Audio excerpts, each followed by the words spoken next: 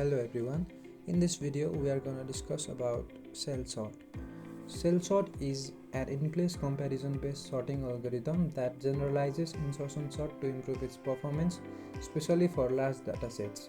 It works by sorting elements at a specific interval and progressively reducing gap until it becomes 1, at which point it performs a final insertion sort.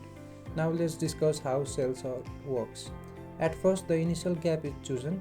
Usually the gap is equal to the half of the size of the array. That is, if n is the total size of the array, our gap is n by 2. Then at step 2, we perform the insertion sort on the element that are gap position apart. Then at step 3, gap is reduced, that is, it is again divided by 2.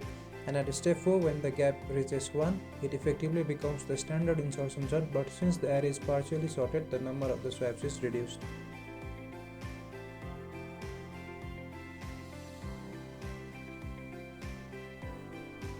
Now, let's take an example of an unsorted array.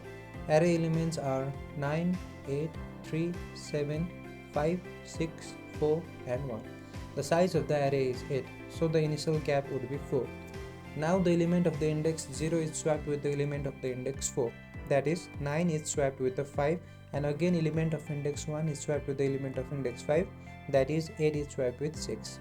Also the element of the index 2 is to be swapped with the element of the index 6. But since the element of the index 2 is smaller than the element of the index 6, so we do not perform swapping operation here, and at last the element of the index 3 is swapped with the index 7, that is 7 is swapped with 1. And finally, after the gap 4, our array becomes 5, 6, 3, 1, 9, 8, 4 and 7. Now the gap reduces and becomes 2. Here we compare and sort the element 2 position apart, that is, element of index 0 is swapped with the element of index 2, and element of index 1 is swapped with the element of index 3. And element of index 2 is smaller than the element of index 4, so no swapping operation is performed, and also the same thing with the element of index 3 and 5, and at last the element of index 4 and 5 is swapped with the 6 and 7 respectively, and after the gap 2, our array becomes 3, 1, 5, 6, 4, 7, 9 and 8.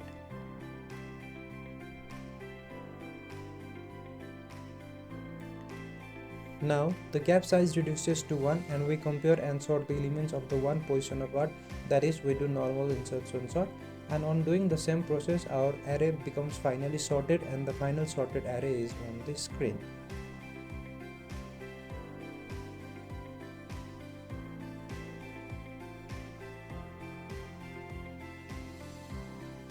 Now let's discuss about the code in Python. At first we created a function named cell sort that takes an argument, and that is array. Then the function calculates the size of the array, which is assigned as n. Then the gap is initialized as n by 2. Then the loops run with the gap greater than 0. The for loop starts from I equals to gap to n minus 1, ensuring each element is inserted correctly in the partially sorted sublist. Temp stores the value of the current element being sorted.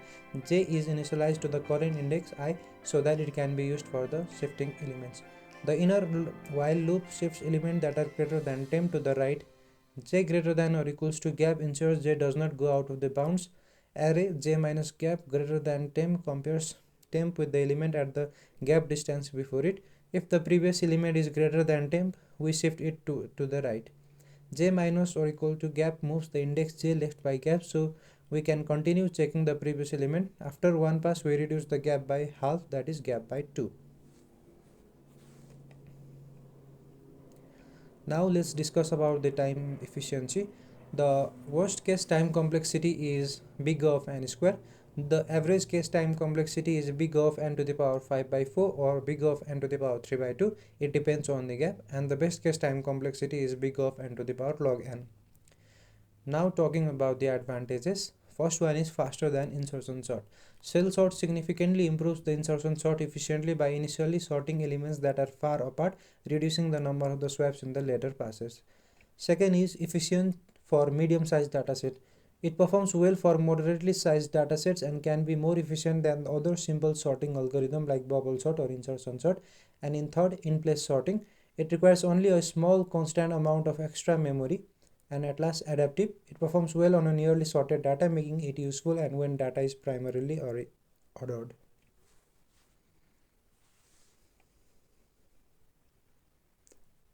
And last, talking about the disadvantages, not optimal for the last dataset. Cell sort is not as fast as the big of n to the power n log n sorting algorithms like quick sort, heap sort, or merge sort for the last dataset.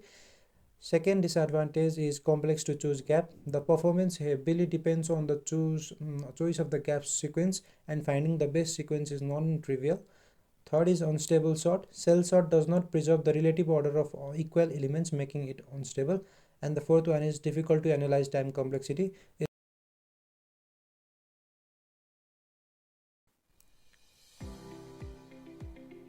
Hello everyone, in this video we will be learning about one of the most popular sorting technique, and that is merge sort. At first, let's move toward the definition of the merge sort. Merge sort is a divide and a conquer algorithm that works by recursively dividing an array into smaller sub-arrays, sorting those sub-arrays and then merging them back together in a sorted order. Steps involved in the merge sort are divide, conquer, and merge. In divide, the array is recursively divided into the two halves until each sub-array has only one element. In conquer, each pair of the sub-array is sorted individually. If they are not sorted, the algorithm compares each element in the sub-arrays. And in merge, the sorted sub-arrays are merged back together. This is done by comparing the smallest element of each sub-array and building a new sorted array.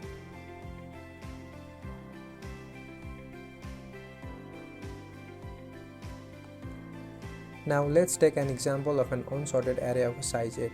Now we follow divide technique at first and divide that 8 size array into two 4 size array. We continue this process till the size of the array becomes 1. After then we compare those 1 size array and start combining them. At first we compare first two 1 size array and combine them to make an array of a size 2. The most important thing that is to be considered while combining the array is after the combination of the array it should already be sorted. We continue this process and at last we get 8 size array which is already sorted.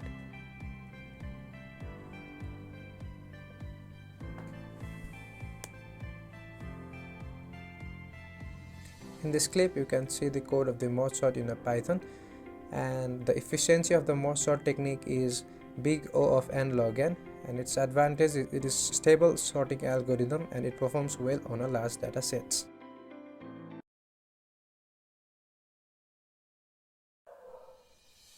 Hello everyone, in this video we will be learning about one of the sorting technique, and that is heap sort.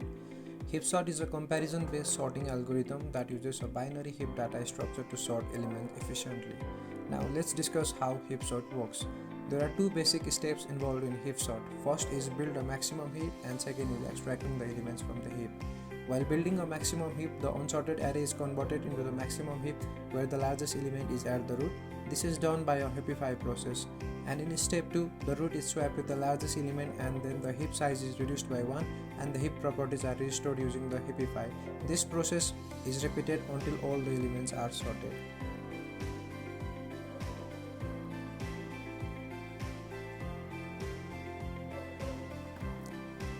Now let's take an example of an unsorted array.